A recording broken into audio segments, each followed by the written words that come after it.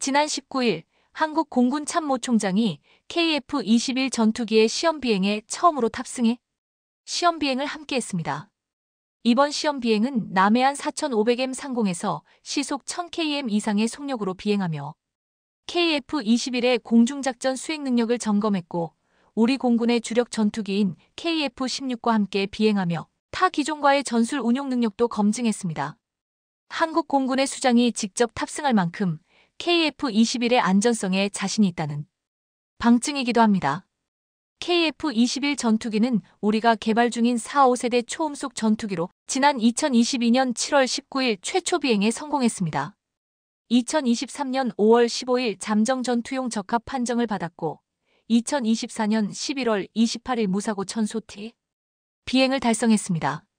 앞으로 계획된 약 1000소티의 시험 비행을 마친 후 2026년부터 일선 전투비행단에 배치될 예정인데요. 그런데 최근 튀르키예의 한 군사 매체가 이런 보도를 해서 세계가 한국을 주목하고 있습니다. 사우디아라비아가 한국에게 KF-21 도입을 타진했다. 한국 항공우주산업 실무자가 사우디에 KF-21에 대해 프레젠테이션을 하는 장면이 포착됐다. 사우디 관계자가 이와 관련한 내용을 SNS에 올렸으나 금방 삭제했다.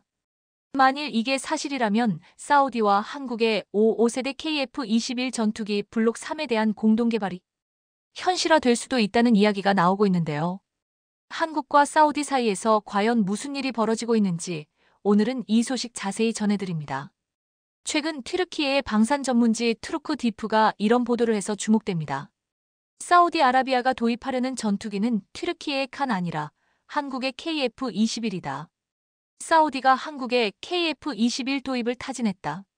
사우디아라비아는 영국을 통해 이미 유로파이터 타이푼 전투기 72대를 도입했는데 추가 주문을 검토하고 있다는 뉴스가 보도된 바 있습니다. 하지만 최근 사우디가 잠재적 대안 중 하나로 한국의 KF-21을 고려 중이며 한국의 한국항공우주산업이 이미 사우디에 관련 프레젠테이션을 진행했다는 것입니다. 이 매체는 사우디군의 SNS 계정에 사우디군 관계자가 한국의 KF-21에 대해 발표하는 장면이 잠시 게재되었다가 삭제됐다고 보도하면서 사우디가 KF-21이라는 새로운 대안을 논의 중이며 기존에 프랑스의 라팔 등이 후보로 거론되었지만 지금은 사우디의 F-15SA와 동일 계열 기체인 F-15EX 그리고 한국의 KF-21이 떠올랐다고 보도했습니다. 그러면서 이 튀르키예의 방산 전문지는 사우디가 F-15EX를 고려하는 이유는 미국과의 관계 개선을 위해 그리고 기존 운용했던 전투기들과의 호환성을 꼽았습니다. 한국의 KF-21을 고려하는 이유는 유럽제 전투기들과의 호환성과 스텔스 성능이 우수함을 꼽았습니다. 이 보도가 나온 지 일주일 이후 공교롭게도 중동 매체인 예멘 온라인은 일본 및 이탈리아의 반대로 무산된 사우디의 6세대 전투기 공동개발 참여 제안이 최종적으로 거부되었다고 보도했습니다. 불과 일주일 정도의 시차를 두고 이런 보도가 나온 것을 볼 때 사우디의 일본, 이탈리아, 영국 공동개발 계획 참여가 최종 거부되었다는 소식이 언론을 통해 공식화되기 전 이미 이 뉴스를 안 한국 항공우주산업이 사우디에 KF-21 프레젠테이션을 했을 것이란 추측이 가능해집니다. 그동안 사우디는 영국, 이탈리아, 일본 등 3국 합작 6세대 전투기 개발 사업인 글로벌 전투항공지 CAP 프로그램에 대한 미련을 버리지 못했습니다. 그런데 사우디의 이런 심정을 아는 이탈리아는 아예 노골적으로 사우디에게 자신들의 전투기를 사라, 전투기 조립 라인을 사라고 요구해왔습니다. 이탈리아 레오나르도사는 사우디에게 기술 향상을 위해 유로파이터 타이푼 추가 도입과 조립 라인 구축을 제안했다고 하는데요. 3국 공동개발에 참여하고 싶으면 자신들의 전투기를 사라고 압박한 것입니다. 사우디아라비아는 2023년 처음으로 GCAP 프로그램 참가 희망 의사를 밝혔고 개발에 필요한 예산을 분담할 파트너의 추가 참가를 원하고 있던 영국이 적극적으로 지원하고 있었습니다. 하지만 일본이 사업 일정 지연 등을 이유로 회의적인 입장을 보였고 심지어 이탈리아는 이탈리아 레오나르도와 전투기와 헬리콥터까지 사면 한번 생각해보겠다고 콧대를 세운 것인데요. 그런데 결국 사우디의 6세대 전투기 공동개발 참여는 무산되었다는 뉴스가 나온 것입니다. 이렇게 되면 사우디의 선택지는 KF-21밖에 없을 것입니다. 지난해 초 사우디는 국방차관을 한국에 보내 KF-21을 기반으로 하는 6세대 전투기 공동개발에 대해 논의한 바 있는데요. 이후 수면 위로 떠오른 소식은 없었지만 만일 사우디가 KF-21로 결정할 경우 현재 우리 군이 개발 중인 KF-21 블록 3 개발 일정은 더욱 앞당겨지고 성능도 상향 조정될 가능성이 높습니다. 사우디가 KF-21에 눈독을 들이는 이유는 먼저 레이더 반사 면적이 아주 작아 일반 레이더로는 탐지하기 힘든 일종의 스텔스 기술인 저피탐이 굉장히 뛰어나기 때문입니다. 둘째, 2010년대 이후 양산된 각종 최첨단 센서가 상당수 탑재되었고 비행 조정 성능도 아주 뛰어납니다. 셋째, KF-21 블록 1은 공대공 블록 2는 공대지가 가능한 멀티롤 그리고 블록 3에서 5세대 전투기로 완벽하게 진화할 예정입니다. 프랑스의 라파리 마하 214로 슈퍼크루즈가 가능하지만 KF-21은 적의 레이더에 걸리지 않게 해주는 저피탄 면에서는 훨씬 뛰어납니다. 그렇기 때문에 전문가들은 앞으로 글로벌 전투기 시장에서 프랑스 라팔이 KF-21과 상당히 경쟁 구도를 형성할 것이라고 예상합니다.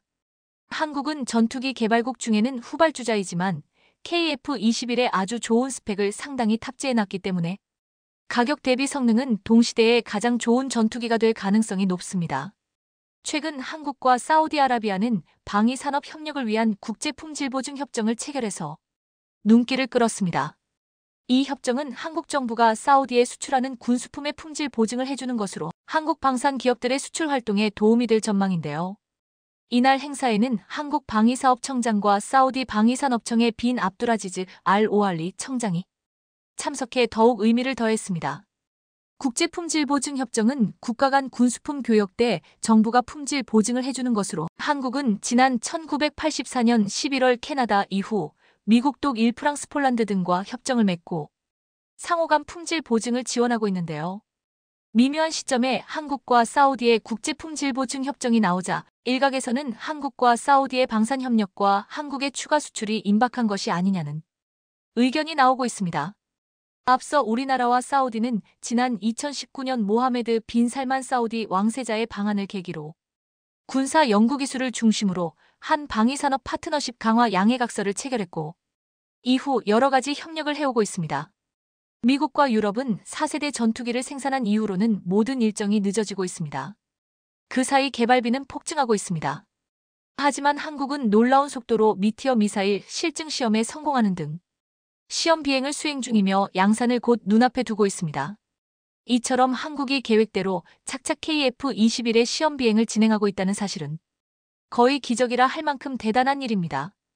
특히 미티어 미사일은 공중전의 판도를 바꿀 수 있다는 말을 들을 정도로 강력한 미사일이라 한국의 미티어 미사일 실증 시험 성공은 동북아 이웃 국가들을 긴장시키고도 남았습니다. 심지어 한국은 KF-21의 핵심 기술을 국산화한 것은 물론이고 미티어 미사일까지도 국산화하겠다며 연구에 매진하고 있습니다.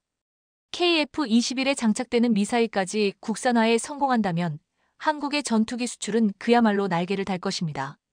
처음에 미국이 미국제 미사일의 정보를 주지 않았고 그래서 어쩔 수 없이 유럽산 미티어 미사일을 구매해 시험 발사까지 한 것인데요. 오히려 이것이 전화위복이 되어 이제는 한국이 미티어 미사일을 개발하겠다고 나설 만큼 실력을 키운 겁니다. KF-21은 항속 거리 2,900km, 무장 탑재 7,700kg, 최대 속도 마하 181, 최대 추력 44,000파운드, 최대 이륙 중량 25,600kg를 자랑합니다. 또한 가격 역시 지금은 가격이 대당 1천억 원으로 알려져 있지만 한국 공군이 KF-21을 상당수 운용할 것이고 그렇게 되면 규모의 경제로 양산 숫자가 늘어 대당 가격은 1천억 원보다 떨어질 것으로 보입니다. 더구나 아시다시피 현재 세계에서 4, 5세대 전투기를 만들 수 있는 나라는 미국, 프랑스, 러시아, 한국, 중국 정도입니다.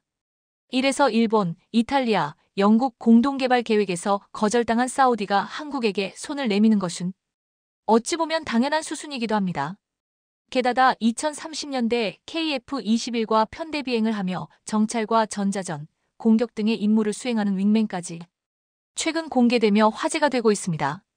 국방과학연구소 ADD와 대한항공은 지난 25일 유무인 복합체계의 핵심 플랫폼인 저피탐 무인 편대기 LOWUS 1호기 출고식을 가졌습니다.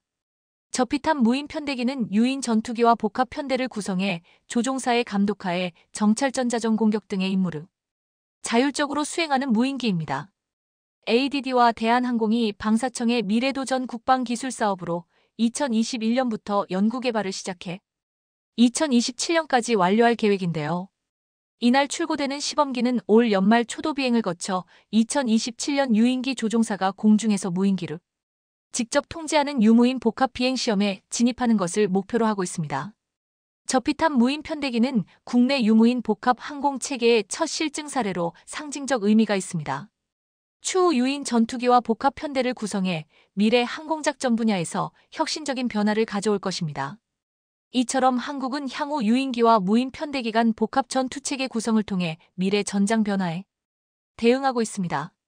전 세계적으로 치열한 경쟁을 벌이고 있는 유무인 전투기 복합체계 분야에서도 빠르게 선두권에 진입하기를 기대해 보게 K9자주포와 함께 한국 방산을 이끌고 있는 K 흑표전차가 다음 달 폴란드와 계약하고 올해 안에 아르메니아까지 진출할 가능성이 높다는 전망이 나오고 있습니다.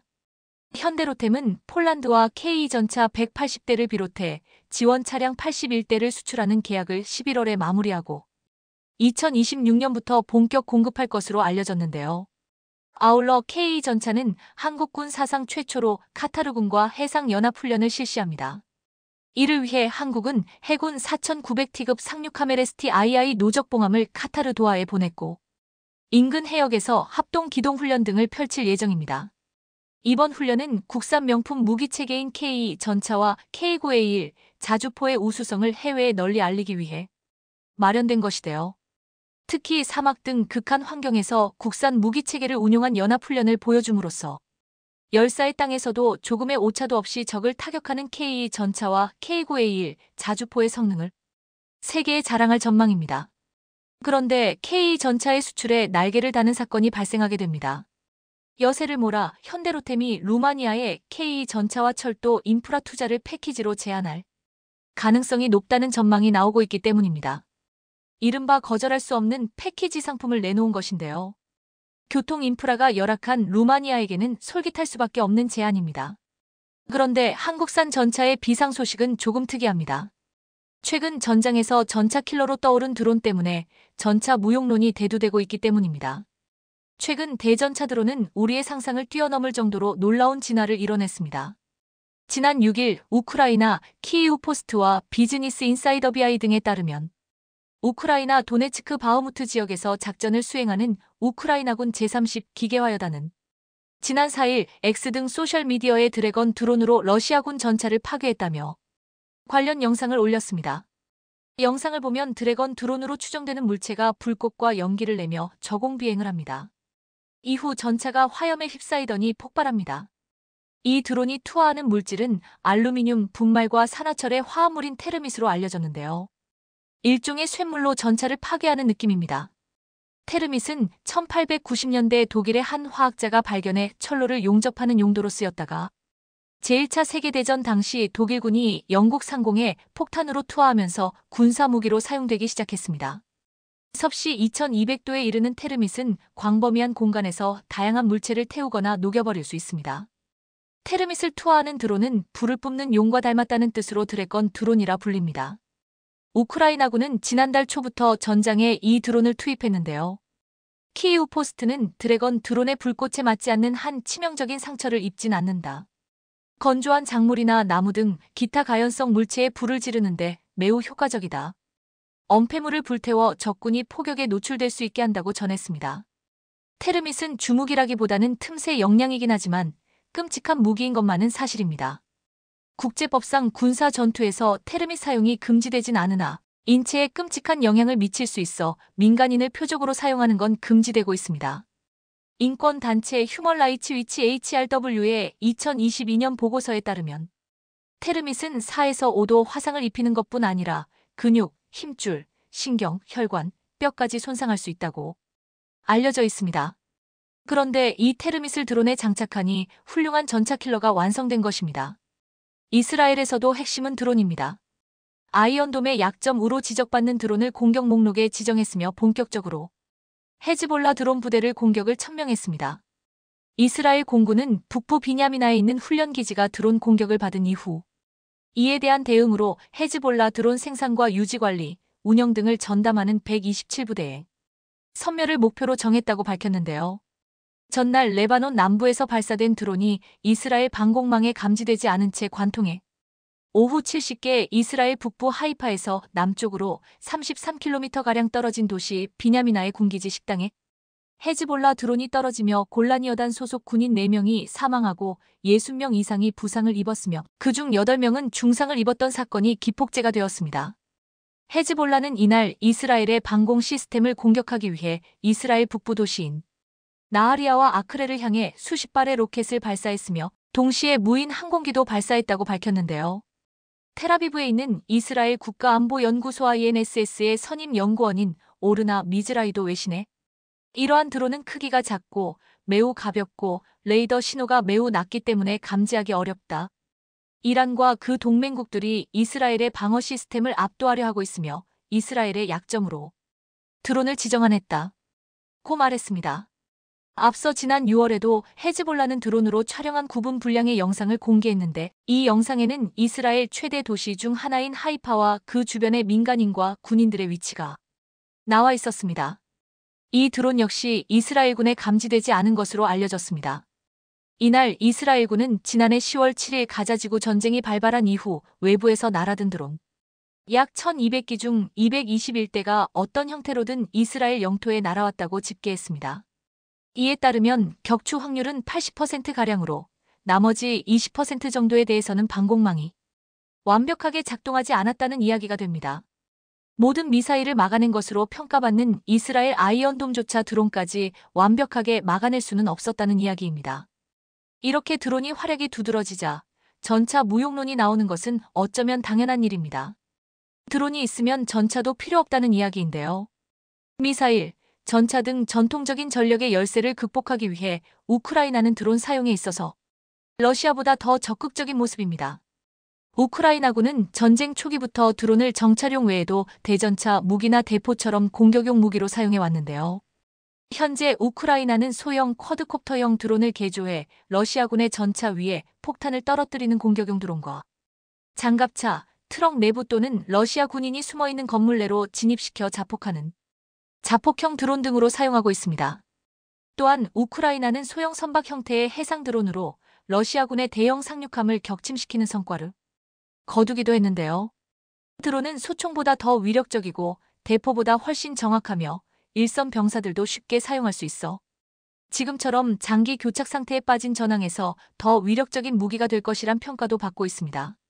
하지만 한국 전차는 전차 무용론에서 예외가 될 전망입니다. 한국의 전차에는 드론을 해결할 수 있는 기술이 장착되어 있기 때문입니다. 드론 해결의 시작은 사실 인명보호기술에서 출발하는데 KE전차는 인명보호기술의 집합체로 불리고 있습니다. 승무원 생존율 증가에 목적을 두고 있는 것인데 이 기술 역시 폴란드에서 아주 눈여겨보고 있는 기능입니다. 얼마 전 현대로템이 KE전차의 새로운 모델 성능 개량형 KE를 공개해 이목을 집중시켰는데요. 해당 제품은 아직 출시되지는 않은 시제품으로 실물이 공개된 건 이번이 처음이었습니다. 성능 개량형 KE전차는 기존 국내에서 전력화된 KE전차를 기반으로 현대 전장의 트렌드에 맞춰 다양한 사양들을 강화한 콘셉트 모델로서 이번 시제품의 성능 중에 가장 눈에 띄는 것은 인명보호 기술이었습니다. 이는 다양한 외부 위협으로부터 생존성이 강화돼 승무원을 보다 안전히 보호할 수 있는 기능이었습니다. 특히 드론이 정상 기동을 못하도록 전파로 방해하는 제머 기능은 사실 인명보호 기술의 일환이라 할 수 있는데요. 성능 개량형 KE는 대전차 로켓 및 미사일 등 위협체를 요격해 무력화할 수 있는 능동 방호 장치를 달아 기존 대전차 무기에 대한 대응력을 증대시켰습니다. 이처럼 훌륭한 기술을 개발했지만 조심해야 할 소식도 있습니다. 독일 군수업체 라인메탈과 관련한 정보를 수집해 중국 측에 넘긴 중국인 스파이가 적발되는데요. 시사매체 슈피겔 등에 따르면 독일 연방검찰은 타국 정보기관을 위한 간첩 혐의로 38세 중국인 여성의 체포영장을 발부받아 구금했습니다. 피의자는 독일 라이프치히 공항에서 물류업체 직원으로 일하며 지난해 8월부터 올해 4월 사이 라인메탈을 비롯한 군수업체의 무기수송, 소속 직원, 항공기 화물 승객 정보를 또 다른 중국 측 스파이 지안고에게 넘긴 혐의를 받습니다. 독일 최대 군수업체 라인메탈은 우크라이나에 레오파르트 전차와 155포탄 등을 공급하면서 반서방 진영 정보기관의 표적이 됐습니다. 지난 7월에는 미국 정보당국이 러시아가 라인메탈 최고 경영자 CEO를 암살하려는 계획을 포착해 독일 측에 알리기도 했습니다. 중국 산업 스파이들이 반도체를 넘어 이제 방산 분야까지 본격적으로 진출해 선진국들의 기밀을 빼내려 안간힘을 쓰고 있는데요. 방산 분야는 보안이 워낙 강하기 때문에 중국 스파이들도 쉽게 접근하지 못하는 영역이었습니다. 하지만 최근 독일에서 발생한 사건을 보면 첩보 영화를 방불케 할 정도로 치밀했습니다. 물류회사 직원으로 위장 취업하여 유럽의회 협상 결정 관련 정보를 중국 정보기관에 넘기고 독일 내 중국 반체제 인사를 감시까지 했는데요. 한국 전차의 강력한 라이벌로 알려진 독일의 라인메탈 정보가 중국 스파이에게 털린 것으로 추정됩니다. 독일 라인메탈이 이렇게 기밀 유출로 꼴머리를 앓고 있는 사이 한국 방산 기업들은 유럽에서 활발하게 여러 국가를 접촉하며 저변을 확대하고 있는데요. 한국 기업들이 우위를 차지할 날도 머지 않았습니다. 특히 글로벌 전차 수주에서 늘 경합을 하게 되는 라인메탈에게 한국이 결코 밀리지 않을 전망입니다. 보고 계신 모습은 우크라이나 개전 초 포신이 폭발한 우크라이나군의 폴란드제. 폴란드가 우크라이나에 긴급 판매한 크랩 자주포 포신이 폭발해 절단 나 있는 모습으로 개전 초만 해도 우크라이나에서 운용 중인 자주포들은 하루 최대 사격발 수백 발을 넘어 200, 250발을 쏘면서 이처럼 포신이 폭발하는 일이 많았습니다. 이 장면은 자주포의 성능이 아무리 뛰어나도 포신의 내구성이 받쳐주지 못한다면 무용지물이 될 수밖에 없다는 사실을 깨달을 수 있는 사례였습니다. 그런데 이런 문제는 미국산 신형 곡사포도 마찬가지였습니다. 최근 러시아 관영 타스통신 보도에 국내외 군사 전문가들의 이목이 쏠렸는데요. 우크라이나에 공여된 미국산 신형 곡사 M777 포신이 쉽게 폭발하는 등 각종 트러블을 일으키고 있다는 보도였습니다. 미국과 영국, 캐나다 등 국가는 M777 견인 곡사포 150여 문을 우크라이나에 지원했습니다. 우크라이나군은 이를 엑스칼리버 등 장거리 유도포탄을 쏘는데 주로 활용하고 있는데요. M777은 다른 155견인 곡사포보다 가볍고 다루기 쉬울 뿐 아니라 사거리와 연사 속도가 우수해 개전 초 우크라이나군의 유용한 화력 지원 수단으로 평가받았습니다. 타스통신이 포로로 잡힌 우크라이나군 포병의 증언이라며 보도한 내용은 이렇습니다. 독일 군사기지에서 M777 운용 교육을 받았는데 훈련 기간은 단 5일이었고 이 중 4일은 이론 교육만 받았다. M777이 수시로 고장나는 데다 일제 사격하면 포신이 폭발해 우크라이나군 병사들이 죽거나 다치는 경우가 많다는 것이었습니다. 이 같은 보도의 진위를 놓고 우크라이나 안팎에서 갑론을박이 벌어졌는데요. 타스통신은 러시아 관영 매체이고 개전 초 러시아군 정과를 과장해 신뢰성에 의심을 제기하는 이도 적잖습니다. 하지만 러시아 우크라이나 전쟁 양상을 계속 모니터링해온 상당수 전문가는 러시아 측 주장이 사실일 개연성이 크다고 보고 있습니다. 미국에서도 공여 무기의 정비 상태에 문제가 있을 수 있다는 관측이 나왔습니다. 무기가 다 그렇듯 대포도 수명이 있을 수밖에 없습니다. 대포는 뒤가 막힌 금속 원통 안에서 화약을 터뜨려 그 폭발로 발생하는 가스압력으로 포탄을 밀어내는 무기인데요. 포탄 발사 과정에서 발생하는 엄청난 열과 압력에 계속 노출되기 때문에 언젠가 부서질 수밖에 없습니다. 근세에 등장한 초창기 대포의 경우 수명이 매우 짧아 몇 발만 쏘면 망가질 정도였습니다. 그래서 인류는 수백 년 동안 다양한 금속을 대포 제작에 적용했는데요.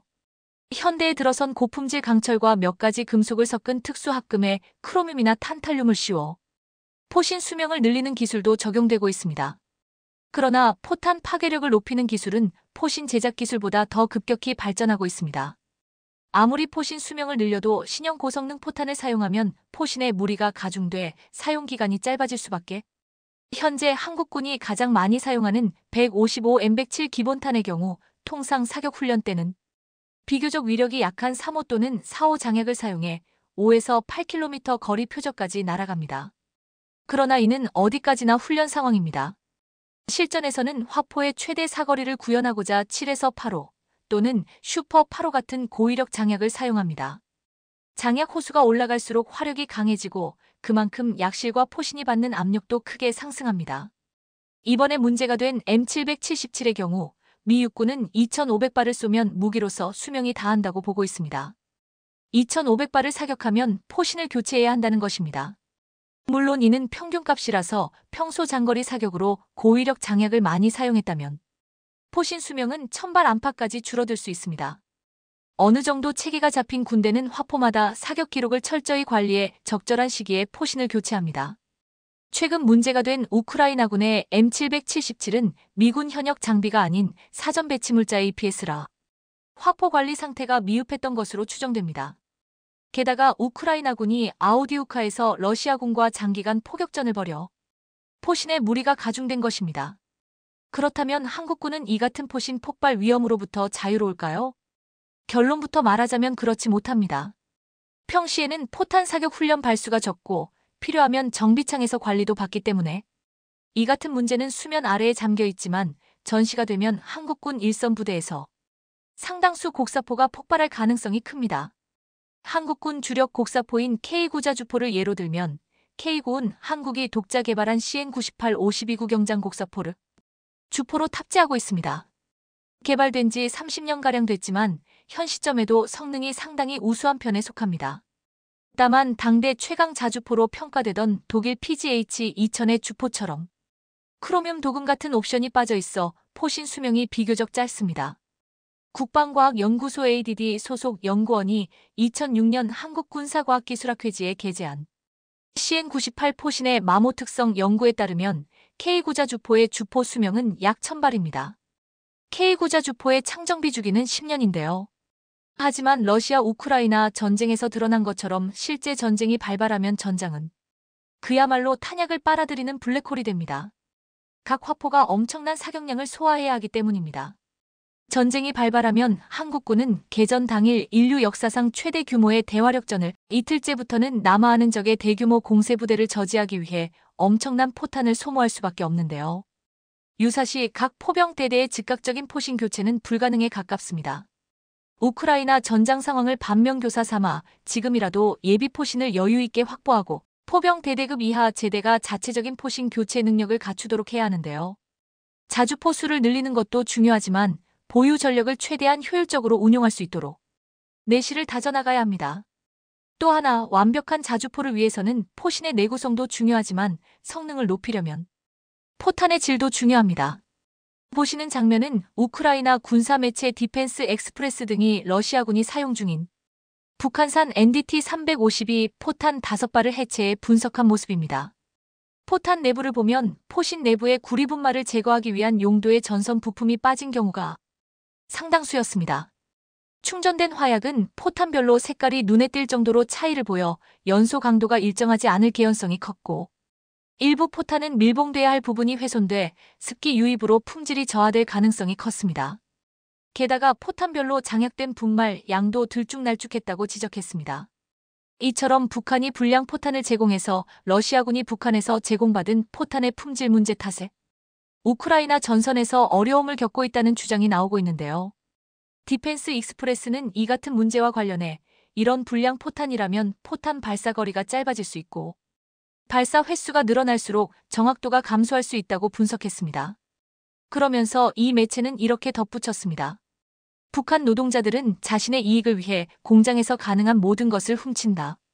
품질보다 양을 중시하는 북한의 계획 경제가 이런 결함을 초래하는 것이다. 실제 러시아군에서는 북한산으로 추정되는 포탄을 사용하다 폭발 사고도 종종 일어나는 것으로 전해집니다.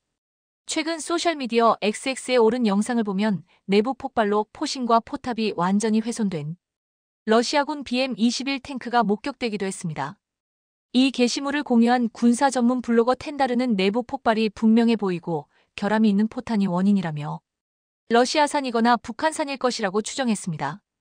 자주포의 성능을 높이기 위해 최근 한국방위사업청은 155사거리 연장탄 최초 양산안을 심의 결했습니다. 지난해 12월 체계 개발 완료 직후 본격적인 양산 체제에 돌입하는 셈입니다. 현재 K9 자주포에서 쓰이는 포탄은 KM107, KM549A1, K307인데요. KM으로 시작하는 탄은 국내에서 면허 생산한 미국산이고 K로 시작하는 탄은 순수 국산으로 모두 풍산해서 만듭니다. 한국이 지난 1999년 국내 기술로 개발한 155 곡사포용 항력감소 고폭탄 BB-H K307은 사거리를 40km까지 늘렸습니다. 최근 K9 자주포가 수출될 때마다 K307도 관심을 받고 있는데요. 이번에 양산될 신형 사거리 연장탄은 K307보다 사거리가 35% 이상 늘어난 형태로서 장약을 최대로 사용하면 60km까지 날아갈 수 있습니다. 방위사업청은 제작사인 풍산과 계약을 맺고 2027년까지 3,754억 원을 들여 포탄을 생산할 예정인데요. 한편 K9를 업그레이드한 93 개발도 이뤄지고 있습니다. K9A3의 가장 큰 특징은 유무인 복합체계와 포신 연장인데요. 이것은 유무인 복합체계 MUMT를 적용해 원격 운용, 자율주행 및 배치와 방열 등을 통해 병력 소요를 줄이면서 생존율은 높이려는 계획입니다. 포신은 기존보다 늘어난 58구경장구M에 달합니다. 포탄 사거리를 연장하기 위한 조치인데요. 이를 통해 사거리 70에서 100km, 분당 최고 발사속도 10발이라는 성능을 2030년대에 달성할 방침입니다. 물론 포신 연장만으로는 사거리 연장에 한계가 있고 이에 맞는 신형 포탄도 필요합니다. 현재까지 거론되는 방법으로는 최초 양산이 승인된 155 신형 사거리 연장탄을 개량하는 방법이 있는데요. 우리 군의 155 사거리 연장탄 양산을 결정은 우리 군이 운용 중인 항력 감소탄과 로켓 보조 추진탄이 추진제를 복합 적용해 K9 자주포의 최대 사거리를 30% 이상 연장한 포탄을 양산하는 것입니다. 무엇보다 강력한 자주포를 위해서는 포신의 내구성이 뒷받침해 주어야 하는데요. 이런 상황에서 한국은 또다시 엄청난 신기술을 개발해 화제입니다. 바로 자주포 사거리 연장을 위한 155 포신 내구성 향상을 위한 탄탈륨 합금 라이닝 기술을 개발한 것입니다. 탄탈륨 합금 라이닝은 크롬 도금 대비 포열이 내구성 및 수명 연장을 향상시킬 수 있는 기술로 미군에서 실제 성능이 입증된 바 있습니다. 지난 2020년부터 2024년까지 자주포 포신 수명 연장에 대한 새로운 포신 코팅 기술이 순조롭게 개발되고 있고 이 기술은 기존 크롬 코팅 기술보다 한 단계 발전된 기술로서 한국 자주포의 내구성 역시 한 단계 발전시켜줄 것으로 기대되고 있습니다. 사거리 연장탄이 실전 배치되면 현재 최대 사거리가 40km인 K9 자주포 사거리가 50km를 훌쩍 넘어설 것으로 예상됩니다. 한국군의 명품 자주포 K9이 더 멀리 쓸 수 있는 등 포병 전력이 대폭 강화됨은 물론 K9 자주포의 수출을 촉진하는 기폭제가 될 것이 분명합니다. 최근 발생한 트럼프 피격 사건으로 온 세상이 떠들썩합니다. 이 때문에 트럼프의 당선 가능성이 더욱 높아지며 전 세계 여러 시장들이 요동치고 있습니다. 그런데 덕분에 한국 방산이 더욱 주목받는 현상도 벌어지고 있는데요. 이번에 다시 한번 K방산이 또 축포를 터뜨릴지 주목되고 있습니다.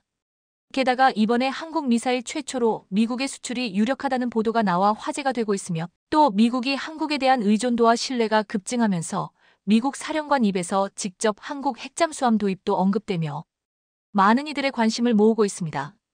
과연 어떠한 소식인지 빠르게 알아보겠습니다. 미국 공화당 대선 후보인 도널드 트럼프 전 미국 대통령이 유세 도중 피격당했으나 건재한 모습을 보이며 화제가 되고 있습니다. 이는 그의 당선 가능성을 대폭 높이는 데 영향을 미치고 있는데요. 트럼프 전 대통령은 펜실베이니아주 버틀러 카운티에서 유세 도중 피격되었습니다.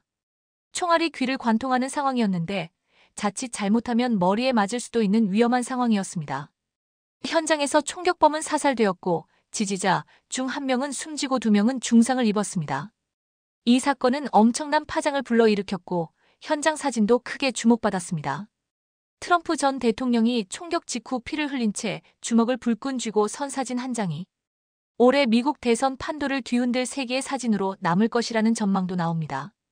또 이날 미국 언론들이 쏟아낸 현장 사진 중에는 트럼프 전 대통령의 귀를 관통한 총알이 날아가는 궤적을 포착한 것으로 추정되는 사진도 있어 화제가 됐습니다.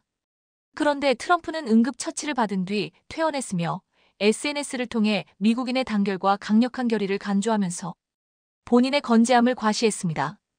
그리고 예정대로 공화당 전당대회에 참석할 계획이라고 밝혔는데요. 이 사건으로 인해 트럼프 당선 가능성을 60%에서 70%까지 오르면서 향후 트럼프 지지율이 상승하며 바이든과 격차가 크게 벌어질 가능성이 전망되고 있습니다. 이런 상황에 트럼프 전 대통령의 재선 가능성이 높아지면서 방위산업 관련주 투자 심리가 다시 들썩이고 있습니다. 2022년 러시아의 우크라이나 침공 이후 국내 방산주 주가가 한 차례 크게 올랐지만 다시 한번 상승할 수 있다는 전망이 나옵니다. 트럼프 전 대통령이 당선되면 세계 각국은 방위비를 크게 늘릴 수밖에 없기 때문입니다. 이러한 상황에서 국내 방산 기업들이 확보할 수 있는 수출 물량이 늘어난다는 시나리오가 한국에 큰 호재로 작용할 것으로 보고 있습니다. 한국거래소에 따르면 하나에어로스페이스는 지난 2년간 411% 상승했고 현대로템은 92%, 하나시스템은 25% 올랐습니다. 러시아의 우크라이나 침공 이후 세계 각국이 자주 국방 예산을 크게 늘리면서 국내 방산업체들의 무기 수출액이 크게 증가한 영향입니다. 방산주는 지난 4월 이후 오름세가 주춤했지만 대다수 전문가는 수출 호조가 당분간 지속될 것이라는 데 무게를 두고 있습니다. 올해 국내 방산업체의 수출액은 약 200억 달러를 넘어설 것으로 전망됩니다. 이는 전년 대비 48% 증가한 수치입니다. 전문가들은 세계 각국의 갈등 수준이 높아짐에 따라 자주 국방력 강화가 필수가 된 상황에서 K방산 신드롬은 쉽게 꺼지지 않을 것이라고 말합니다. 11월 치러질 미 대선이 다시 한번 방산주의 상승 동력이 될 것이라는 분석도 있습니다. 당선 가능성이 커진 트럼프 전 대통령은 재임 시절 NATO 동맹국의 방위비 증액을 압박한 바 있습니다. 트럼프가 당선되면 동맹국의 방위 예산을 늘리라고 강요할 것으로 예상되는데요. 우리나라도 방위비 관련해 인상을 요구받을 것으로 예상되고 있으나 전 세계적인 추세를 보면 국내 방위 산업과 한국 경제에 긍정적인 영향을 미칠 것으로 전망되고 있습니다. 또 최근 북한과 러시아가 포괄적 전략동 반자관계 조약을 체결하고 군사경제 협력을 강화하기로 한 것도 국내 방산업체엔 호재가 될 수 있습니다. 위협을 느낀 NATO가 한국과 일본, 호주, 뉴질랜드 등의 적극적인 군사 협력을 요청하고 있기 때문입니다. 특히 LI지넥스원과 하나에어로스페이스를 주목해볼 필요가 있습니다. 현재 LI지넥스원은 여러 건의 대형 수출을 앞두고 있습니다. 루마니아와 이라크의 중거리 지대공 유도무기 체계 II, 천공 II를 수출하기 위해 논의 중입니다. 중장기적으로 사우디아라비아에도 천공 II 등 방공 무기 체계를 수출할 가능성이 높습니다. 하나에어로스페이스는 최근 루마니아와 K고 자주포 등 9억 2천만 달러어치 무기 수출 계약을 체결했습니다. 또한 한국방위사업청과 전투기 KF-21에 장착되는 엔진 공급 계약, 폴란드와 다연장포 천무를 수출하는 계약도 체결했습니다. 9월 진행되는 인적 분할도 주가에 긍정적인 영향을 미치고 있습니다. 하나에어로스페이스는 신설 지주회사와 존속 사업회사로 분할되어 방산사업에 집중할 계획입니다. 이는 방산사업 집중도가 높아지면서 유럽 방산기업 주가 수준을 따라갈 가능성을 높입니다.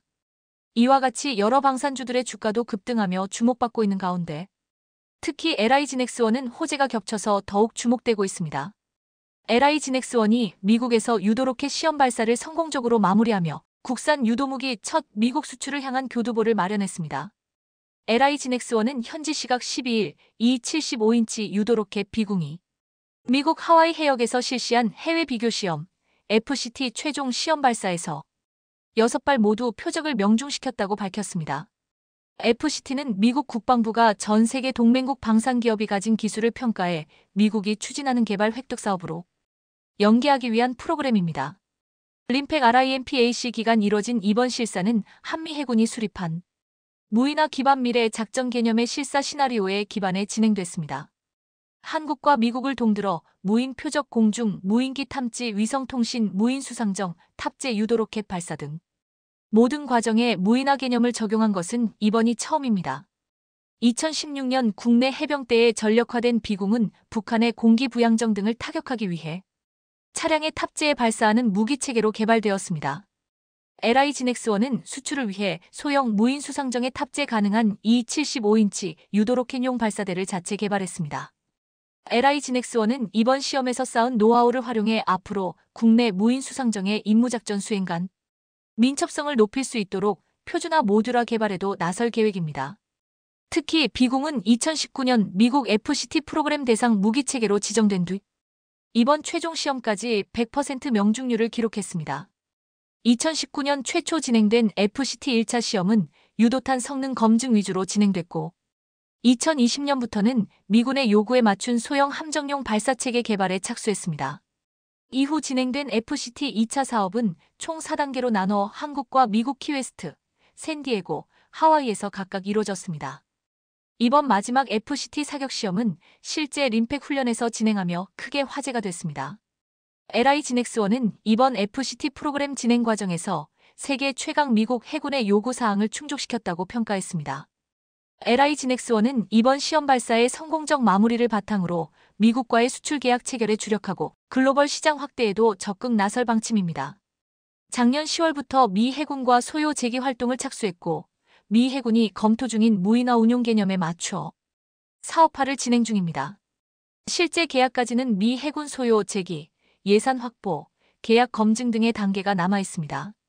신익현 LI-GINX-1 대표이사는 방위산업 불모지였던 나라에서 약 반세기 만에 미국에 유도무기를 수출할 수 있는 기반을 마련했다며 자주 국방 실현과 K방산의 성장을 향한 우리 정부와 군, 기관, 업계의 노력과 염원이 모아진 결과라고 말했습니다. 리사 프란체티 미국 해군 참모총장은 국산 유도로켓 비공이 미 해군 작전 발전에 기여할 것이라고 밝혔습니다. 또한 한국 조선업에 대해 높이 평가하며 미 함정 유지보수 정비 MRO 사업에 우리 방산업체가 진출할 가능성이 있을 것으로 내다봤습니다.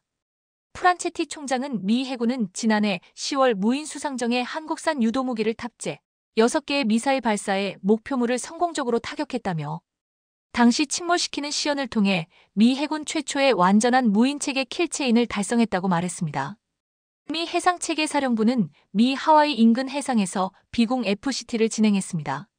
리사 프란체티 미국 해군 참모총장이 하와이 인근 해역에서 비공 FCT를 진행 중인 한국 상륙함 천자봉함을 방문해 한미가 공동으로 차세대 무기체계를 준비하고 훈련한다는 것은 양국에 매우 중요한 의미라고 말하면서 더욱 주목됐는데요. 프란체티 총장은 올해 림팩에서의 비공 시험 발사는 무인 시스템을 해군 작전에 통합하는 또 다른 발전을 의미한다고 강조했습니다. 최근 미 함정 노후화가 가속화하면서 미 해군에서는 MRO에 대한 수요가 꾸준히 늘고 있습니다. 미국은 현지에서 MRO 물량을 우방국에게 일부 넘겨주는 방안을 모색하고 있습니다. 카를로스 멜토로 미국 해군성 장관은 이를 염두에 두고 한국 조선업체들을 둘러보았습니다. 프란체티 총장은 한미동맹과 세계 해양 민주주의 네트워크의 자산으로서 한국 조선업의 중요성은 아무리 강조해도 지나치지 않다며 하나오션이 필리 조선소를 인수하면서 한국 조선업체로는 처음으로 미국에 진출하게 됐고 이는 해양 전략에 획기적인 이정표를 세웠다고 말했습니다.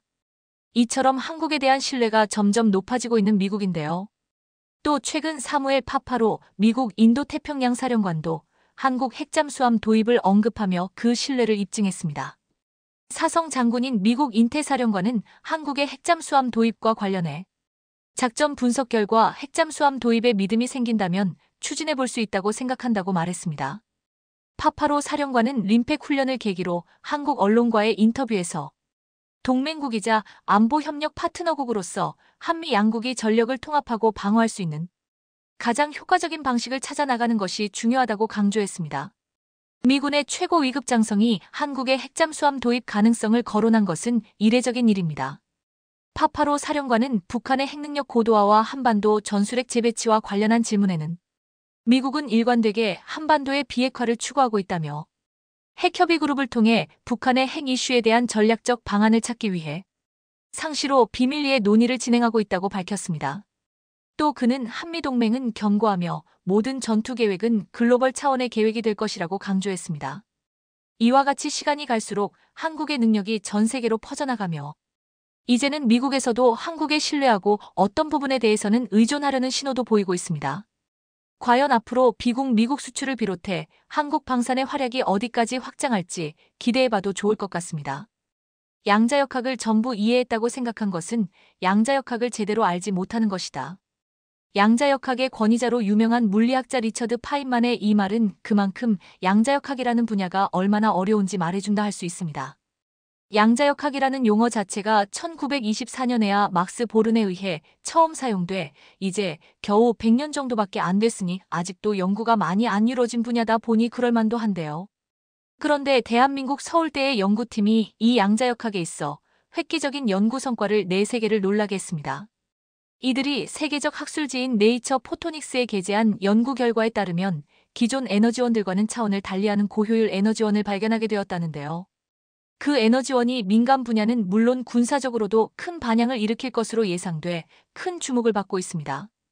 대체 서울대 연구팀이 무엇을 발견했길래 그런 건지 지금부터 자세히 알아보겠습니다.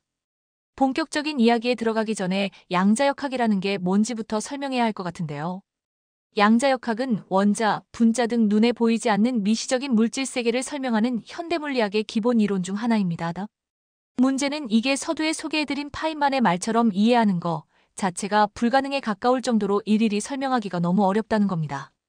그래도 어떻게든 간단히라도 소개하자면 너무나도 작아서 눈으로 보는 순간 바뀌어버리는 기존의 전통적인 물리법칙이 통하지 않는 양자의 세계를 다루는 학문이 양자역학인데요.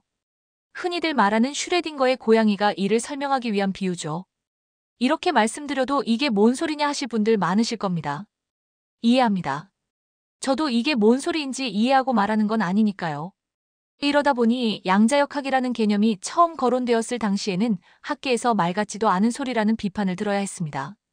대표적인 사례로 그 유명한 알베르트 아인슈타인은 아무도 달을 보지 않으면 달이 존재하지 않는 것인가? 신은 주사위 놀이를 하지 않는다. 라고 말하며 양자역학이 허무맹랑한 이론에 불과하다고 비판했습니다. 그러나 이후 기술이 발전하면서 아인슈타인의 생각과 달리 양자의 세계는 실제한다는 것이 밝혀지게 되었고 오늘날 컴퓨터 등의 디지털 기술에 있어 양자역학은 중요한 이론이 되었습니다. 그런 가운데 2022년 7월 22일 네이처 포토닉스에 서울대 물리천문학부의 안경원 교수가 이끄는 연구팀의 빛으로 동작하는 초방사 양자 엔진에 대한 연구 결과가 게재되었습니다.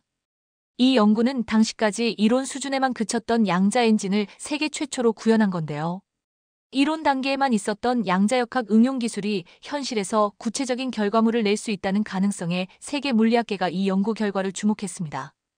이는 세계적으로 봤을 때도 상당한 쾌거인데요. 서울대를 비롯해 삼성종합기술원, 성균관대, 포스텍 등 국내 연구진들로 이런 성과를 이뤄냈으니 말입니다. 안경원 교수 연구팀이 발표한 초방사 양자 엔진은 양자역학 원리를 이용해 기존의 연력학으로 작동하던 엔진을 양자역학의 영역으로 갖고 온 건데요. 여기서 말하는 초방사란 원자들의 밀도가 높을 때 서로 충돌하면서 빛을 평소보다 강하게 방출하는 현상을 뜻합니다. 이때 나오는 빛의 압력으로 엔진을 작동시킨다는 게 초방사 양자 엔진의 원리입니다. 그러나 엔진으로 기능을 하려면 초방사 현상을 자유자재로 조절할 수 있어야 하는데 이는 이전까지는 이론상으로만 가능했죠. 하지만 서울대 연구팀은 초방사의 제어를 가능하게 하기 위한 실험을 진행했는데요. 연구팀은 원자들을 초방사 현상을 일으킬 수 있도록 양자 중첩 상태로 만들고 레이저를 통해 원자들을 제어해 빛이 방출되는 현상을 빠르게 켜고 끌 수 있는 장치를 만들었습니다. 이 방법으로 연구팀은 원자가 가열, 팽창, 냉각되면서 그에 따라 다르게 동작하는 것을 관측했는데요. 팽창할 때 엔진의 온도가 15만 도까지 올라가고 엔진 효율이 98%에 달해 굉장한 효율을 가지고 있다는 것을 확인할 수 있었습니다. 기존의 관련 연구에서는 엔진 최고 온도는 1만 도, 효율은 48%에 불과했으니 비약적인 발전이죠. 놀라운 건 이게 끝이 아닐 수 있다는 겁니다. 연구팀은 양자 엔진은 고전 연력학 법칙을 따르는 게 아니라 이론적으로는 고전 연력학 법칙에 따른 엔진의 최대 효율인 카르노 CARNOT 효율을 넘어설 수 있다고 설명했습니다. 이 연구를 이끈 안경원 교수는 초방사 현상을 제어하는 기술 개발을 통해 원자물리 및 양자정보 처리 등의 분야에 기여했을 뿐 아니라 엔진의 효율을 획기적으로 높일 수 있는 길을 제시했다며 연구 결과의 의의를 강조했는데요. 연구팀의 설명대로면 초방사 양자 엔진은 연력학의 법칙을 넘어서기에 초고효율 엔진을 만들 수 있습니다. 조금 더 개발을 거치고 안정화되면 기존의 물리 엔진을 양자 엔진으로 대체할 수 있을 것으로 예상됩니다. 안경원 교수 연구팀은 이미 2017년에 초방사 현상을 구현해 이 분야에서는 세계적으로 실력을 인정받고 있는데요. 2021년 초에는 초방사의 반대 개념인 초흡수 현상을 세계 최초로 구현하기도 했습니다. 초흡수 현상은 초방사 상태의 원자들을 제어하면 시간이 역행하는 것처럼 변의 빛을 방출하는 초방사와 반대로 빛을 빠르게 흡수할 수 있다는 개념을 이용하는 것인데요. 쉽게 말해 타임머신처럼 시간을 역행해버린다는 것입니다. 안경원 교수 연구팀은 이 초흡수 현상을 이용하면 빛이 일반적인 경우보다 10배 이상 빠르게 흡수된다는 것을 발견했습니다. 이러한 초흡수 현상을 응용하면 배터리에도 적용할 수 있는데요. 분자들이 많아지면 서로 겹치면서 에너지를 빠르게 흡수하기 때문에 배터리가 커지면 충전이 더 빨라진다는 것입니다. 이는 과거에는 이론적으로만 가능하지 구현할 수 없다는 의견이 많았는데요. 안경원 교수 연구팀의 연구로 충전 속도가 기존 배터리와 차이가 난다는 것이 입증되었습니다. 이 기술이 발전하면 넘치는 에너지 수요에 대한 해결책이 될 것이라는 전망이 나오고 있습니다. 실제로 독일의 메르세데스 벤츠는 차세대 전기차 배터리 개발을 위해 미국 양자 컴퓨터 업체 사이퀀텀과 손을 잡았고, 현대자동차 역시 미국 양자 컴퓨터 업체 아이온큐와 배터리 개발을 위해 손을 잡았는데요. 따라서 관련 연구에 진척이 있다면 향후 전기차, 수소차를 넘어 양자차가 등장할 수 있습니다. 나아가 원자력을 양자 엔진으로 대체해 위험성을 줄이면서 에너지 효율도 최대 수준으로 추구하는 것 또한 가능해질 것으로 기대되는데요. 이는 현재 예산 문제로 사실상 중단 위기에 놓여 있는 대한민국 해군의 항공모함 개발에도 큰 도움이 될 수 있을 것으로 전망됩니다. 항공모함을 만드는 데에는 어마어마한 돈과 기술력이 들어가기에 2020년대인 현재도 우리 해군은 아직 항공모함을 갖지 못한 상태인데요. 20년대 들어 경항모 사업이 추진되었지만 이 역시 현재는 예산이 배정되지 않아서 중단된 거나 마찬가지입니다. 항공모함이 완성되어도 문제인 게 운영비 또한 상상을 초월하기 때문인데요. 하지만 양자 엔진이 상용화되면 안전성은 물론이고 유지 비용도 대폭 줄어들 것으로 기대됩니다. 향후 이 기술이 발전하면 SF 영화에서나 나올 빛으로 움직이는 항공모함이나 우주선도 실현할 수 있게 된다는 거지요. 이러한 기술은 실제 운용 중인 항공모함에 대해서도 적용할 수 있습니다. 현재 세계 최고 수준으로 알려진 미 해군의 제럴드 R 포드급 항공모함은 대표적인 핵추진 항공모함입니다. 이를 위한 원자로를 양자 엔진으로 대체할 수 있다면 방사능 누출 등의 안전사고 가능성을 줄일 수 있을 겁니다. 또한 항공모함의 활주로 운용에도 양자 기술을 적용할 수 있을 것으로 기대되는데요. 항공모함의 활주로는 육지와 달리 길이가 제한되어 있어 함재기의 원활한 이륙을 위해서는 특별한 장치들이 필요합니다. 예를 들어 기존에는 증기를 이용한 스팀식 캐터펄트를 통해 압축된 증기를 쏴 그 힘으로 전투기를 이륙시켰는데요. 이 방식은 항공모함이 커지면 커질수록 더 큰 캐터펄트와 더 많은 인력이 필요하다는 단점이 있습니다. 그래서 최신 항공모함들에는 전자식 항공기 발진 시스템 EMALS이라고 하는 전자식 캐터펄트가 탑재되었습니다. 이 방식은 스팀식에 비해 기체에 부담을 덜 준다는 장점이 있는데요. 그러나 전자식이라는 특성상 전력을 많이 잡아먹어 항공모함에 에너지 공급을 늘려야 한다는 큰 단점이 있습니다. 이 때문에 제럴드 R 포드급 항공모함은 원자로를 신형으로 바꿔야 했죠. 양자 엔진이 항공모함에 도입되면 이러한 전력 공급 및 효율 문제도 해결될 수 있을 것으로 기대되고 있습니다. 이렇게 양자역학을 군사적으로 활용하려는 연구는 항공모함 외 다른 분야에서도 진행 중인데요. 대표적인 게 미니 군비 확장 경쟁이라고 불릴 정도로 개발 치열한 양자 레이더입니다. 양자 레이더는 고전적인 전자기파를 사용하는 기존 레이더와 달리 양자 상태를 이용함으로써 이론상 스텔스기도 탐지할 수 있는 신기술입니다. 양자 레이더라는 개념은 2008년 MIT의 양자공학자 세스 로이드가 제안한 양자 조명에서 비롯되었는데요. 양자학적으로 서로 간섭을 일으키는 두 개의 빗줄기를 양자 조명을 통해 탐지기와 표적에 서로 다른 빗줄기를 보내 기존 레이더에 잡히지 않는 표적의 움직임을 추적한다는 게 양자 레이더의 이론적 원리입니다. 2015년 이 이론이 실제로 가능하다는 것이 입증되면서 현재 개발이 한창 진행 중인데요. 그러나 양자 레이더에도 치명적인 단점이 존재합니다. 군사 분야에 있어 스텔스는 무기를 완전히 숨기는 게 아니라 레이더상의 실제보다 훨씬 작게 나타나게 해적이 착각하게 만드는 겁니다. 그런데 이러면 양자 레이더에 잡히는 신호도 똑같이 작아집니다. 거기다 탐지 범위도 현재 기술 수준으로는 너무 좁은데요. 하지만 이 문제는 2022년 4월 한국국방과학연구소가 양자 레이더 핵심 기술을 개발하면서 해결될 가능성이 보이기 시작했습니다. 국방과학연구소는 양자역학적 원리를 이용한 광파와 마이크로 간의 주파수를 양방향으로 변환하는 자성체 기반의 양자 주파수 변환 기술을 개발했는데요. 이 연구는 기존 양자레이더에는 부족했던 장거리 탐지 능력을 향상시킬 수 있는 핵심적인 역할을 하는 것으로 알려졌습니다.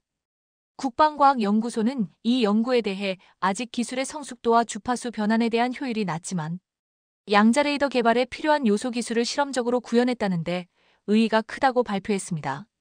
그로부터 2년이 지난 현재 과기부와 국방부는 민관군 양자정보협의회를 출범하고 스텔스 탐지 양자레이더 기술 개발을 검토 중인 것으로 알려졌습니다.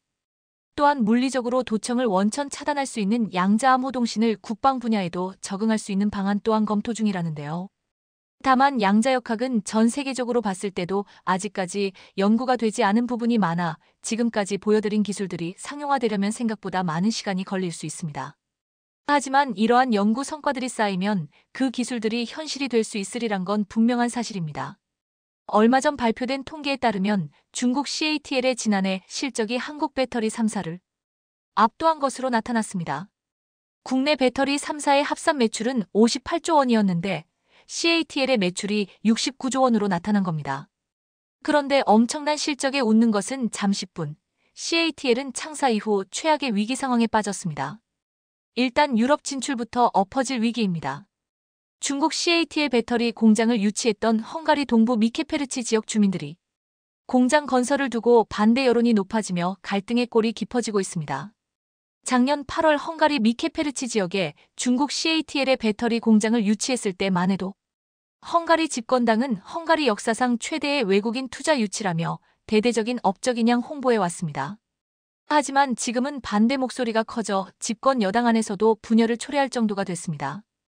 올해 1월에 열린 두 차례의 지역 공청회는 당국자들을 반역자라고 부르는 함성과 주먹 싸움 속에 막이 내렸을 정도로 지역 주민들의 반감이 고조된 상황인데요. 반대하는 주민들은 용수 부족, 환경 오염 발생, 중국인 노동자 유입 등을 우려하면서 공장 건설이 중단돼야 한다며 시위에 나섰습니다. 주민들은 인구가 적은 지역에 중국인 노동자들이 대거 유입된다면 지역사회가 나쁘게 변화할 것을 우려하고 있습니다. 자칫하다가는 도시 전체가 차이나타운이 될지 모른다는 우려 때문인데요. 심지어 헝가리 중앙은행장까지 나서서 배터리 공장 같은 대규모 외국인 투자 유치를 통한 경제 성장 추구가 인플레이션을 자극할 것이라며 부정적인 의견을 밝히기도 했습니다. 실제로 헝가리는 최근 물가 상승률이 25%로 유럽에서도 가장 높은 수준이기 때문입니다. 친중 노선을 택해온 오르반 빅토르 총리가 이끄는 현 정부는 광범위한 미디어 수단을 동원해 CATL 공장 반대 움직임을 잠재우려 하고 있지만 반대 여론은 수그러들지 않고 있습니다. 더구나 이 논란은 중국이 진행 중인 고속철 공사를 지연시키는 데까지 번지고 있습니다.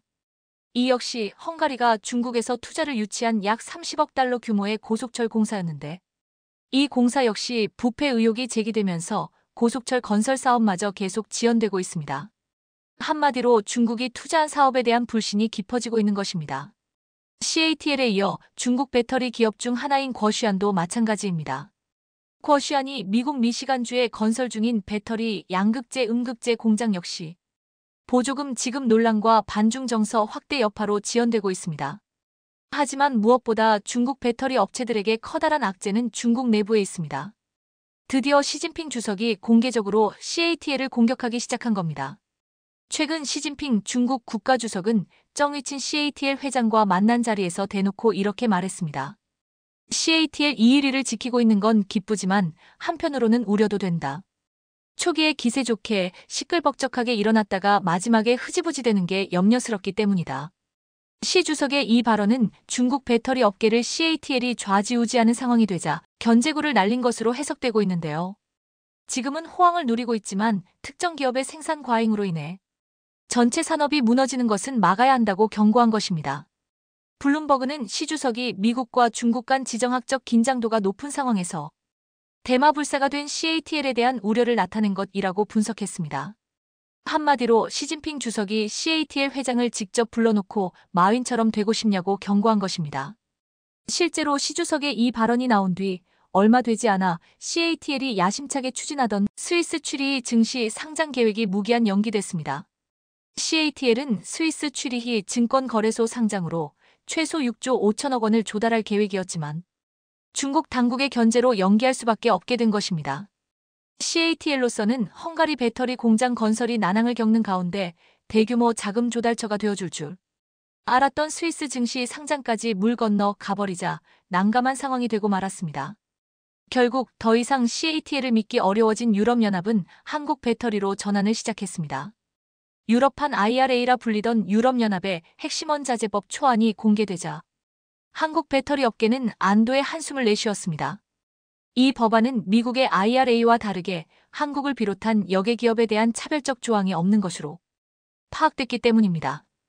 이번 유럽판 IRA에는 중국 광물에 대한 의존도를 전적으로 줄여보겠다는 유럽의 의지가 확실히 엿보였습니다. 우르줄라 폰데어라이엔 EU 집행위원장은 이렇게 말했습니다. 팬데믹과 전쟁이 남긴 교훈이 있다면 동맹국과 공급망을 강화하고 다각화해야 한다는 사실이다. 멋있게 표현했지만 쉽게 말해 유럽연합이 중국에 대한 원자재 의존도를 줄여야 한다는 뜻입니다. 여기서 동맹국은 한국을 의미합니다. 한국 배터리 업계로서는 유럽에서 새로운 기회가 열린 것입니다. 유럽의 탈중국 한국화 전략은 이미 여러 방면에서 나타나고 있습니다. 볼보 자동차의 CEO는 얼마 전까지만 해도 자사의 전기차 EX90에 중국 CATL의 배터리를 쓴다고 발표했지만 최근에는 LG 에너지 솔루션의 배터리도 탑재한다고 밝혔습니다. 중국 배터리에만 의존하던 글로벌 자동차 회사들이 공급망 다각화를 위해 실질적으로 나서고 있다는 신호였습니다. 물론 볼보는 중국의 지리자동차가 대주주로 있는 회사입니다. 하지만 현재 중국 내부에서조차 CATL에 대한 견제가 시작되었고 유럽판 IRA 법안의 수혜를 입기 위해서는 지리 자동차 입장에서도 CATL 의존도를 줄여야 하는 상황입니다. 한국 배터리 기업들 입장에서는 중국의 공급망을 대체할 수 있는 자원과 생산 능력이 시급해졌는데요. 자원 분야에서도 승전보가 날아왔습니다. 얼마 전 아르헨티나는 국가의 존망이 걸린 사업을 두고 한국에 손을 내밀었습니다. 남미 리튬 생산 국가들이 구성하는 리튬 OPEC의 주역이 중국을 제치고 한국이 된 것입니다. 전 세계 리튬 매장량의 60% 이상을 보유한 남미 국가들은 석유 수출국 기구 OPEC와 유사한 리튬 기구 설립을 추진 중입니다. 리튬은 전기차 배터리의 핵심 소재인 양극재에 쓰이며 전기차 시장이 커지면서 리튬 수요는 급속도로 증가하고 있는데요. 남미 국가들이 힘을 모아 리튬 생산량을 조정하고 가격을 책정할 경우 석유 수출 기구가 그랬듯 리튬 가격에 상당한 영향을 줄 것으로 예상됩니다. 리튬 OPEC의 주도국은 아르헨티나, 칠레, 볼리비아, 브라질 등입니다. 이 중 아르헨티나와 칠레, 볼리비아는 전 세계 리튬 매장량의 약 65%를 보유한 남미 리튬 트라이앵글입니다. 그런데 리튬 OPEC 국가들은 단순히 리튬이란 원자재를 공급하는데 그치지 않고 리튬을 활용한 전기차 배터리 사업에도 눈독을 들이고 있습니다. 이들도 곧 배터리 전기차 제조를 시작하겠다는 의지를 표명한 것입니다. 특히 아르헨티나는 2027년까지 호주에 이어 세계 2위 리튬 생산국으로 부상할 것으로 예상되는데요. 그런데 한국의 포스코 홀딩스는 남미 리튬 OPEC에 상당한 영향을 행사할 것으로 예상됩니다. 오래전 포스코 홀딩스가 아르헨티나 옴브레 무에르토 리튬 소금호수 채광권을 인수했기 때문입니다. 포스코가 3천억 원에 인수한 이 호수는 이미 가치가 113배나 뛰었습니다. 이 염호는 매입 당시 리튬 매장량이 220만 톤으로 추정됐으나 처음 추정치보다 6배나 많은 1350만 톤의 리튬이 매장된 것으로 추정되고 있습니다. 더구나 한국의 전기차, 배터리 업계는 세계 최고의 기술력을 갖고 있기 때문에 아르헨티나로서는 한국에 안정적으로 리튬을 공급하고 전기차 배터리 기술에 있어 협업을 진행한다면 한국과 아르헨티나 모두에게 원원이 될 것입니다. 현재 중국 CATL은 배터리 시장 점유율 1위를 차지하며 한국 배터리 3사의 매출을 압도하는 실적을 자랑하고 있습니다. 하지만 최근 한국 배터리 기업들은 CATL의 마지막 숨통을 끊기 위한 전략을 내놓았습니다. CATL을 비롯한 중국 업체들은 지금까지 LFP 배터리의 가격 경쟁력을 내세워 빠르게 시장을 잠식하고 있었지만 이제 더 이상 이 전략이 통하지 않을 듯합니다. CATL이 특히 강했던 LFP 배터리 시장에 한국 배터리 3사가 속속 뛰어들어 중국의 점유율을 잠식해가고 있기 때문입니다. 중국 배터리 업계는 양적 측면에서는 세계 1위이지만 기술력의 척도인 특허수에 있어서는 세계 배터리 업계를 양분하고 있는 한국에 비해 많이 부족합니다. 단편적인 예로 CATL의 배터리 특허는 약 4,000건이지만 LG에너지솔루션은 약 24,000건의 특허를 보유하고 있습니다. 이처럼 지금까지 중국 배터리 업계는 큰 기술력이 필요하지 않은 비교적 저렴한 LFP 배터리 시장에서 양적으로 앞서갔는데요. 중국이 좌지우지하던 LFP 배터리 분야까지 한국이 가져온다면 양과 질 모두 한국이 중국을 압도할 것으로 보입니다. 대한민국 육군 항공작전사령부는 500대 이상의 헬기를 운용하며 세계 4위 규모의 헬기 전력이라 평가받고 있습니다. 항공작전사령부가 보유하고 있는 헬기에는 CH-47 치누크, KUH-1 수리온, AH-64 아파치, AU-1SF 코브라 등이 있는데요. 이 주력 기동 헬기는 UH-60 블랙호크입니다. 문제는 주력 기동 헬기인 블랙호크가 도입된 지 오래되어 노후화가 진행 중이기 때문에 대체 헬기를 모색하고 있는데요.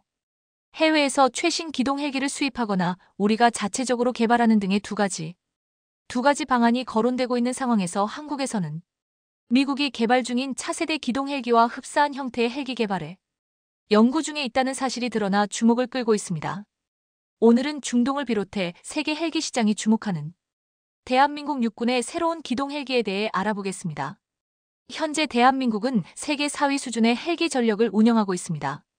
주력 기동 헬기는 UH-60 블랙호크인데 블랙호크의 노후화를 피할 수 없어서 카이가 차세대 기동 헬기 XUH 개발을 본격적으로 추진하고 있는데요. XUH는 미국 육군의 미래의 장거리 공격 항공기 FLRAA 프로젝트와 유사한 목적을 가지며 국내 연구 개발로 세계 최고 수준의 성능을 갖춘 헬기를 확보하는 것을 목표로 합니다. 우리 군이 운영 중인 블랙호크는 구형 모델로 현대 전장에서 요구되는 성능을 충족하지 못하고 있는 상황입니다. 그래서 블랙호크 대체 헬기를 자체 개발할지 외국 기종을 도입할지 결정해야 하는데요. 미국의 V280벨러의 도입 결과에 따라 기술 협력이나 도입 방식에 영향을 받을 수 있습니다. V280벨러는 록히드 마틴과 벨사가 공동 개발하는데요. 미국은 블랙호크를 대체하기 위한 미래 장거리 강습 항공기 프로젝트도 함께 진행 중입니다. 납품 개시는 2030년대를 목표로 하고 있는데요.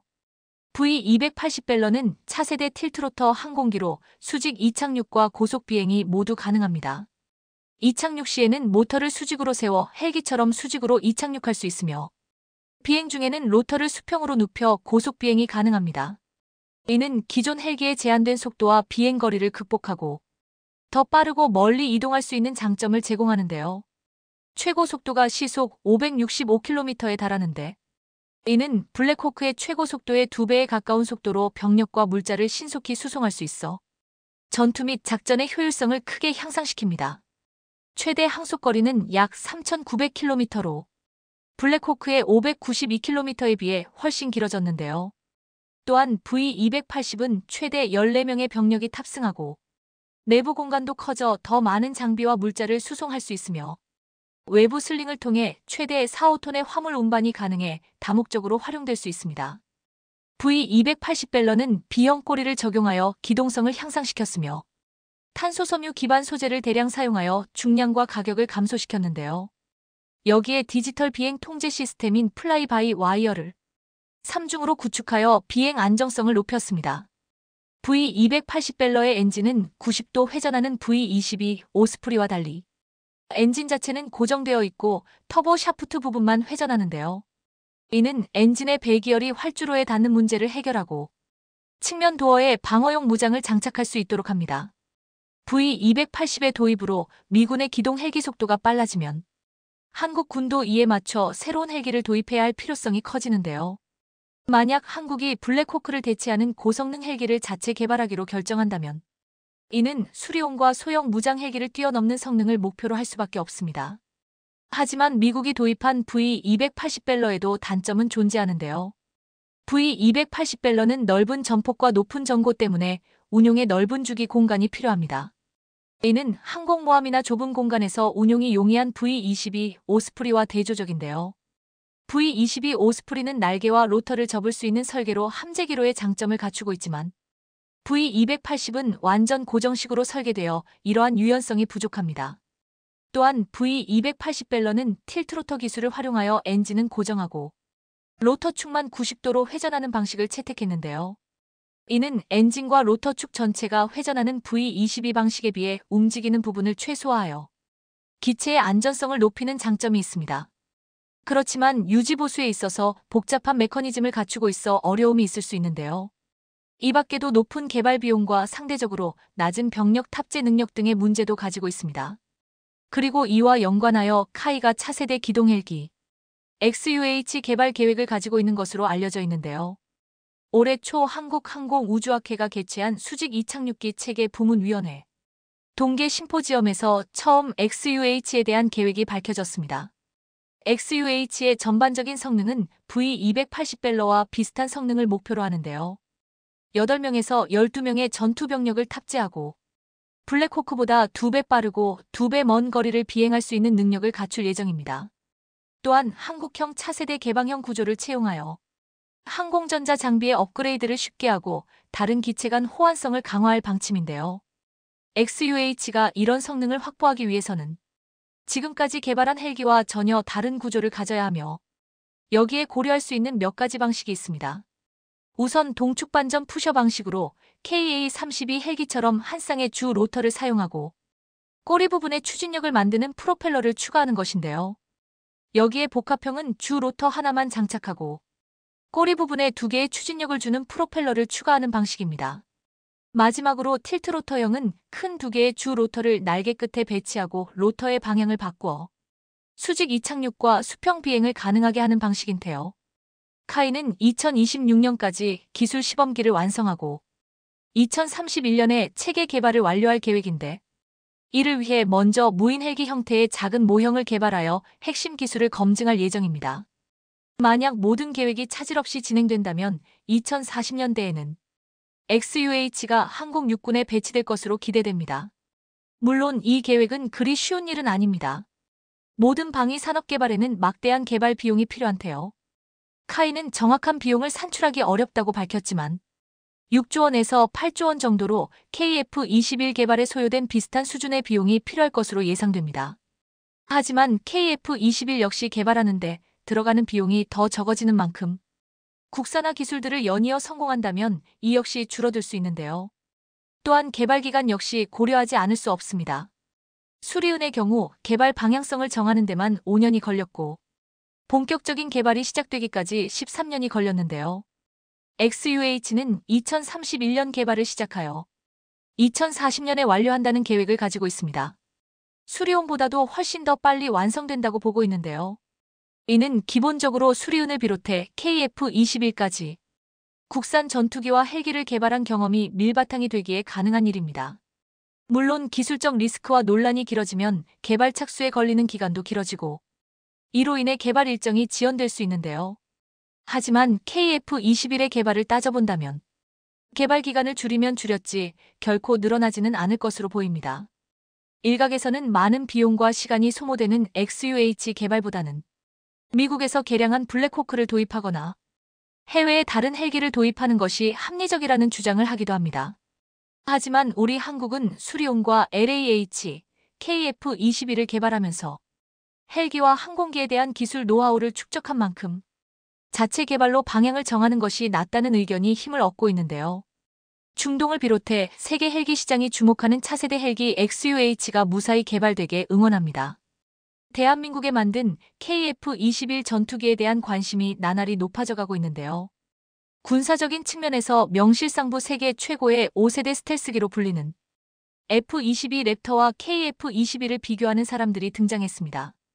이러한 상황은 KF-21이 F-22와 성능으로 비교해도 손색이 없다고 주장하고 있기 때문인데요.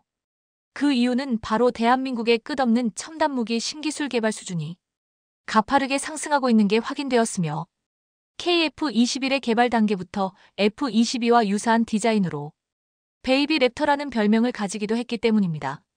물론 두 전투기가 외형적으로 유사하다는 이유만으로 이런 주장이 나오는 게 아닌데요. 오늘은 KF-21이 정말 세계 최강의 F-22 랩터와 비교가 되는지에 대해 알아보겠습니다.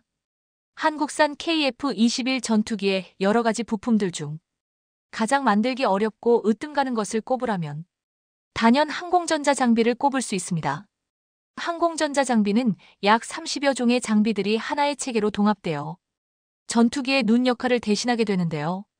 그런데 한동안 미국과 유럽에서 외면당했던 IRST 전투기 항전 장비가 다시 각광을 받고 있는 시대가 찾아왔습니다. 이러한 이유는 스텔스 전투기나 전파 침묵, 지향성 전파 통신이 미래 전장에서 대세가 되면서 기존에 있던 AESA 레이더와 PESA 등 고성능의 레이더 말고도 이것을 보조해줄 다른 관측 수단이 필요해졌기 때문입니다. 실제로 국방부에선 항전 장비와 레이더를 함께 장착한 군용기가 작전에 돌입한다면 적 전투기의 탐지율이 기존보다 2배 이상 증가한다는 보고서가 작성됐으며 단거리 일정 거리 이내라면 오히려 AESA 레이더보다 더 높은 적 전투기 탐지 능력을 보여주게 되고 레이더보다 오차율이 적다는 확실한 장점을 지니고 있다고 밝혔습니다. 이런 상황 속에서 KF-21 전투기의 가장 중요한 전자장비 항전장비에 스텔스 매립 기술 개발을 진행 중이라는 사실이 언론을 통해 공식적으로 확인되었는데요. IRST의 개발이 눈앞에 다가왔다는 발언 이후 예상보다 빠른 연구 개발이 이루어지고 있는 가운데 스텔스 블록 2의 개발 상황에 대하여 IRST의 스텔스화를 언급한 적이 있습니다. 카이에서는 목표물 자동 조준 트래커라는 또 다른 신기술을 적외선 추적 장치에 응용해 최대 20대에 가까운 적 전투기를 동시에 상대할 수 있을 것이라며 관련 기술에 대해 자신감을 밝혔는데요. 이뿐만이 아닙니다. KF-21을 F-22와 비교하는 가장 큰 이유가 바로 KF-21에 추력 편향 노즐이 추가될 수 있다는 전망이 대두되기 때문인데요. F-21을 세계 최강으로 만들어준 비결 중 하나가 바로 추력 편향 노즐입니다. 추력 편향 노즐에 대해 잘 모르시는 분들이 많으신 테요. 항공기 엔진에서 가스가 배출될 때는 엔진 노즐 현상이라 말하는 물리적 특성이 발생하는데 이 현상을 통해 항공기의 추력 방향과 세기를 조절할 수 있습니다. 이를 활용하여 전투기의 기동성을 극한까지 끌어올려줄 수 있는 기술이 바로 추력 편향 노즐입니다. 추력 편향 노즐은 전투기의 추진 시스템에서 사용되는 기술로 엔진에서 발생하는 추진력의 방향을 조절할 수 있게 해주는 장치인데요. 이 기술은 노즐을 통해 배출되는 가스의 방향을 변화시켜 항공기의 기동성을 크게 향상시키는데 중요한 역할을 합니다. 그로 인해 F-22 전투기가 현존하는 최강의 전투기라고 불릴 수 있도록 만들어준 핵심 요소인데요. F-22는 강력한 스텔스 성능뿐만 아니라 추력 편향 노즐을 통한 압도적인 기동성까지 갖추며 세계 최강의 성능을 자랑하고 있는 것입니다. 전투기가 고속에서 비행하면서도 정밀한 방향 전환이 가능하게 되었으니 이는 적의 공격을 회피하고 유리한 공격 위치를 선점한다는 점에서 F-22는 단연 돋보이는 존재가 되었는데요. 그렇기 때문에 미국을 제외하더라도 많은 국가에서 추력 편향 기술을 갖출 수 있도록 연구 개발하는 데 큰 노력을 기울이고 있습니다. 군사 전문 사이트에서 KF-21을 검색해보면 KF-21의 후면 엔진 노즐이 F-22와 매우 흡사하게 생겼다고 말하고 있는데요. 그들의 주장에 따르면 KF-21 전투기에 추력 편향 노즐이 추가될 수 있다는 전망이 대두되고 있기 때문입니다. 한 차원 더 강력한 전투기를 개발하는 데 있어서 추력 편향 기술은 매우 중요한 기술이라 볼 수 있는데요. 이러한 추력 편향 기술은 항공기의 추력 방향을 어떻게 조절하는지에 따라 2차원과 3차원으로 구분할 수 있는데 먼저 2차원 방식은 주로 상하 방향으로 추력을 조절하는 노즐 방식을 의미합니다. 그래서 높은 기동성과 빠른 방향 전환이 가능하고 거기에 더해 스텔스 기능과의 동합이 용이한데요. F-22가 기동성과 스텔스 이점을 모두 확보하기 위해 이러한 2차원 방식을 채택하고 있습니다. 물론 여기에도 단점은 있는데요. 우선 상하 방향 이외에 다른 방향이 제한되고 유지보수 비용이 굉장히 높습니다. 3차원 방식은 모든 방향으로 추력을 조절할 수 있는 더욱 복잡한 노즐 방식으로 전방에 기동성을 제공한다는 점과 함께 근접 공중전의 우수한 성능과 지속 선회 능력의 향상을 장점으로 가지고 있는데요. 3차원은 2차원보다 스텔스 성능에서 더 약한 구조를 가지고 있습니다. 추력 편향 노즐을 위해 움직이는 부품들이 레이더 반사 면적을 증가시켜 전투기의 탐지 가능성을 높이게 되는데 이런 3차원의 단점 때문에 스텔스 성능 측면에서 2차원보다 뒤처진다는 분석이 많이 나옵니다. 이렇듯 보시는 바와 같이 2차원과 3차원 방식의 가장 큰 장단점 차이는 스텔스 기능의 차이인데요. 그렇게 많은 군사 전문가들 역시 한국의 전투기에는 F-22에 적용된 2차원 형태의 추력 편향 노즐이 적용될 것이며 추후 5세대 스텔스기 개발 경쟁에 참여할 것으로 보고 있습니다. 물론 이 모든 건 KF-21의 후면이 F-22와 동일한 모습으로 보여지기에 2차원 추력 편향 노즐의 설치가 가능할 수 있다는 전망이 나오기 때문인데요. 만약 KF-21의 추력 편향 노즐이 갖추어지면 성능적 측면에서 기동성 향상과 이착륙 거리의 단축이 가능합니다. 전투기의 기동성이 향상된다는 것은 타 전투기와의 교전에서 적의 공격을 회피할 확률은 높아지고 반대로 유리한 공격 위치를 선점하는 것이 용이하다는 것을 의미합니다. 이는 적과의 교전에서 아군의 생존성을 크게 높일 수 있으며 우위를 점할 수 있다는 뜻이 되는데요. 특히나 KF-21은 지금도 고바등각 테스트 등에서 상당히 양호한 평가 결과를 받으며 기동성 측면에서 4, 5세대 전투기 중 단연 탑 클래스를 달성한 전투기입니다. 여기에다가 KF-21의 기동성을 한층 더 강화시켜줄 수 있는 추력 편향 노즐이 추가된다면 KF-21의 기동성이 F-21을 잡는 것도 가능해 보이는데요. 뿐만 아니라 이착륙 거리의 단축은 준비된 활주로가 없는 악조건 속에서도 작전을 수행할 수 있게 해줄 수 있습니다. KF-21의 이착륙 거리가 단축이 된다면 짧은 활주로에서 이륙이 가능해질 것이란 전망도 있고 만약 이게 가능해진다면 KF-21은 우리 대한민국의 모든 작전 지역에서 더욱 원활한 작전을 활동이 가능해지는데요. 그동안 전투기들이 원활한 작전 시간을 확보하기 어려웠던 점을 생각해보면 KF-21로 인해 대한민국 공군 전력에 상당히 큰 전략적 이점을 제공한다고 볼 수 있습니다. 게다가 내부 무장창의 레이더 반사 면적 감소를 위한 연구도 진행되고 있으며 추력 편향 노즐의 기술 연구가 합쳐진다면 완벽하고도 압도적인 스텔스기가 탄생하는 겁니다. 그렇기에 해외에서는 KF-21이 5세대로 개선된다면 F-35의 대체제가 될 것이라는 전망이 쏟아지는 이유이기도 합니다.